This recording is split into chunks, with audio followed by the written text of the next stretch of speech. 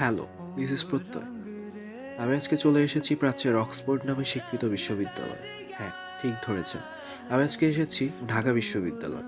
এবং যারা স্পেশালি প্রকৃতিকে ভালোবাসেন, শহরে থাকতে থাকতে বোরিং ফিল করতেছেন, আমি রিকমেন্ড করব আপনি একবার হলো ঢাকা ইউনিভার্সিটিতে এসে ঘুরে যান। ঢাকা বিশ্ববিদ্যালয় সম্পর্কে আমি আজকে এমন কিছু তথ্য আপনাদের সাথে শেয়ার করব, যেই বিষয়গুলো আই থট এখনও অনেক মানুষেরই অজানা। ঢাকা বিশ্ববিদ্যালয় ঢাকা শাহবাগে অবস্থিত। বাংলাদেশের একটি স্বায়ত্তশাসিত সরকারি বিশ্ববিদ্যালয়। 1921 সালে তদানীন্তন ব্রিটিশ ভারতে অক্সব্রিজ শিক্ষা ব্যবস্থা অনুসরণে এটি স্থাপিত হয়। এই শিক্ষা কার্যক্রম শুরু হয় 1921 সালের 1 জুলাই। সূচনালগ্নে বিভিন্ন প্রথিতযশা, বৃত্তিধারী ও বিজ্ঞানীদের দ্বারা কঠোরভাবে মান নিয়ন্ত্রিত হবার প্রেক্ষাপটেই এটি প্রাচ্যের অক্সফোর্ড নামেই স্বীকৃতি পায়। আমরা এবার চলে এসেছি কার্জন হল। আমরা এখন কার্জন হলের গেট থেকে ভিতরে যাব এবং কার্জন হল হলো বাংলাদেশের রাজধানী ঢাকাতে অবস্থিত একটি ঐতিহাসিক ভবন, যা পুরকীর্তি হিসেবে স্বীকৃত। এটি নির্মাণ করা হয় ঢাকা কলেজে ব্যবহারের জন্য। বর্তমানে এটি ঢাকা বিশ্ববিদ্যালয়ের বিজ্ঞান ও জীববিজ্ঞান অনুষদের কিছু শ্রেণীকক্ষ ও পরীক্ষার হল হিসেবে ব্যবহৃত হচ্ছে। 19 ফেব্রুয়ারি 1904 সাল ভারতের তৎকালীন ভাইসরয় ও গভর্নর জেনারেল লর্ড কার্জন এটির ভিত্তিপ্রস্তর স্থাপন করেন। বঙ্গভঙ্গ ঘোষিত হওয়ার পর প্রাদেশিক রাজধানী হিসেবে ঢাকাকে গড়ে তোলার জন্য রমনা এলাকার যেসব ইমারতের গুরুত্ব বৃদ্ধি পায়, কার্জন হলো তার মধ্যে অন্যতম। নির্মাণের জন্য অর্থ প্রদান করেন ভাওয়ালের রাজকুমার। 1904 সালে ঢাকা প্রকাশ লিখেছিল, ঢাকা কলেজ নিমতলিতেই স্থানান্তরিত হইবে। এই কলেজের সংস্রবে এটি পাঠাগারে নির্মাণের জন্য সুযোগ্য প্রিন্সিপাল ডাক্তার রায় মহাশয় যত্নবান ছিলেন। বড়লাট বাহাদুরের আগমনের উপলক্ষে ভাওয়ালের রাজকুমারগণ এ অঞ্চলে লর্ড কার্জন বাহাদুরের নাম চিরস্মরণীয় করিবার নিমিত্তেই কার্জন হল নামে একটি সাধারণ পাঠাগার নির্মাণের জন্য 1.5 লক্ষ টাকা দান করিয়াছেন। 1911 সালে বঙ্গভঙ্গ রদ হলে ঢাকা কলেজের ক্লাস নেওয়া হতে থাকে কার্জন হলে। পরবর্তী সময়ে 1921 সালে ঢাকা বিশ্ববিদ্যালয় স্থাপিত হলে কার্জন হল অন্তর্ভুক্ত হয় ঢাকা বিশ্ববিদ্যালয়ের বিজ্ঞান বিভাগের জন্য, যা আজও ব্যবহৃত হচ্ছে।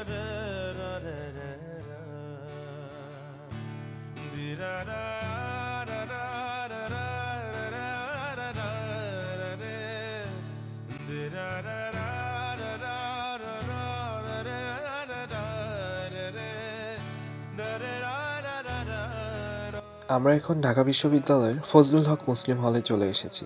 এটি ঢাকা বিশ্ববিদ্যালয়ের অন্যতম প্রাচীন আবাসিক হল নামেই পরিচিত। ফজলুল হক মুসলিম হল 1940 সালে প্রতিষ্ঠিত হয় এবং অবিভক্ত বাংলার প্রাক্তন প্রধানমন্ত্রী একে ফজলুল হকের নামেই এই নামকরণ করা হয়। ফজলুল হক ঢাকা বিশ্ববিদ্যালয়ের প্রতিষ্ঠায় প্রধান ভূমিকা পালন করেছিলেন। এ হল সম্বন্ধে আরেকটি তথ্য শেয়ার করি। 14ই ডিসেম্বর বুদ্ধিজীবী দিবসে একমাত্র এই হলেই রাত 12 ঘটিকায় পুরো হল জুড়েই মোমবাতি প্রজ্বলন করে বুদ্ধিজীবীদের স্মরণ করা হয়। এখন আমরা চলে এসেছি বাংলা একাডেমিতে। 1955 খ্রিস্টাব্দে 3রা ডিসেম্বর এটি প্রতিষ্ঠিত হয়। বাংলা ভাষা ও সাহিত্যের চর্চা, গবেষণা ও প্রচারের লক্ষ্যেই তৎকালীন পূর্ব পাকিস্তানে, বর্তমান বাংলাদেশেই এই একাডেমি প্রতিষ্ঠা করা হয়। রাষ্ট্রভাষা আন্দোলনের পরবর্তীকালের প্রেক্ষাপটে বাংলা একাডেমি প্রতিষ্ঠার দাবি ওঠে। তৎকালীন পূর্ব পাকিস্তানের প্রধানমন্ত্রীর সরকারি বাসভবন বর্ধমান হাউজেই এই একাডেমির সদর দপ্তর স্থাপিত হয়। একাডেমির বর্ধমান হাউজে একটি ভাষা আন্দোলন জাদুঘরও রয়েছে।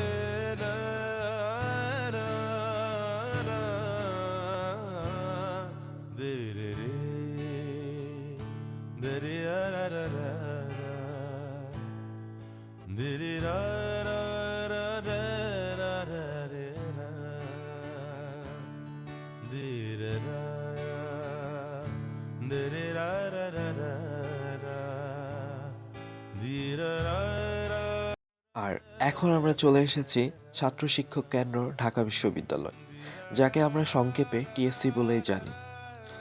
ঢাকা বিশ্ববিদ্যালয়ে একটি গুরুত্বপূর্ণ সামাজিক ও কার্যকলাপ কেন্দ্র টিএসসি।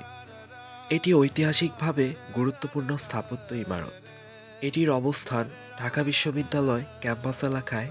শিক্ষক শিক্ষিকা ছাত্রছাত্রীদের মধ্যে একাডেমিক শিক্ষা ও জ্ঞানের পাশাপাশি অন্যান্য জ্ঞান সুকুমার বৃত্তির চর্চার প্রয়োজনে ছাত্র শিক্ষক কেন্দ্র প্রতিষ্ঠা লাভ করে। এটি দেশের সংস্কৃতি পৃষ্ঠপোষকতা সমাজের অন্যান্য সম্প্রদায়ের জন্য পরিষেবা রূপে আবির্ভূত হয়েছে। ঢাকা বিশ্ববিদ্যালয়ের প্রায় সব স্টুডেন্টই হাকিম মামার চত্বরে একবার নাস্তা খায়নি এমন মানুষ খুব কমই পাওয়া যাবে, কারণ হাকিম মামার চত্বরটা টিএসসির মতো খুবই জনপ্রিয়। যার নামে এই চত্বরটি নামকরণ করা হয়েছিল তার নাম ছিল আব্দুল হাকিম। তিনি তার জীবনের বেশিরভাগ সময় এখানেই ভ্রাম্যমাণ দোকানদার ছিলেন। সকলের সাথেই তার ছিল সখ্য। প্রেমিক প্রেমিকারা তার মাধ্যমেই একে অপরের নিকট চিঠি আদান প্রদান করতেন। শাব্দিকভাবে বিশ্লেষণ করলে হাকিম শব্দটি আরবি হিকমত শব্দ থেকে এসেছে। বর্তমানে এই চত্বরটি সাবেক ও বর্তমান শিক্ষার্থীদের মাঝে অবসর সময় কাটানোর জন্য ব্যাপক জনপ্রিয়। হাকিম মামা কিছু বছর আগেই আমাদের থেকে চির বিদায় নেন।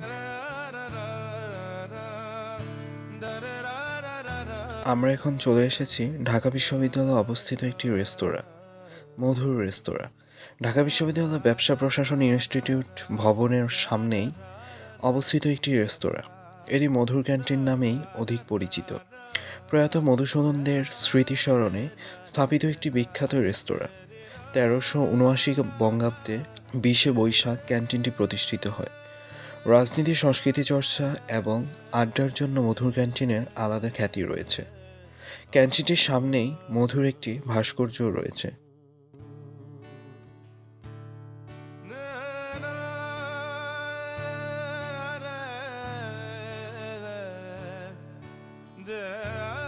আর আমরা এখন চলে এসেছি বহু প্রতীক্ষিত আইবিএ ডিপার্টমেন্টে ঢাকা বিশ্ববিদ্যালয়ে। 1966 সালে ইন্ডিয়ানা ইউনিভার্সিটি বুমিংটন ইউএসের সহযোগিতায় একটি ফোর্ড ফাউন্ডেশন আর্থিক সহায়তা প্রোগ্রামের অধীনেই প্রতিষ্ঠিত হয়েছিল, যার উদ্দেশ্য ভবিষ্যৎ ব্যবসায়িক নেতাদের তৈরি করার জন্য পেশাদার প্রশিক্ষণ প্রদান করা। আইবিএর প্রতিষ্ঠাতা অধ্যাপক এম শফিউল্লাহ।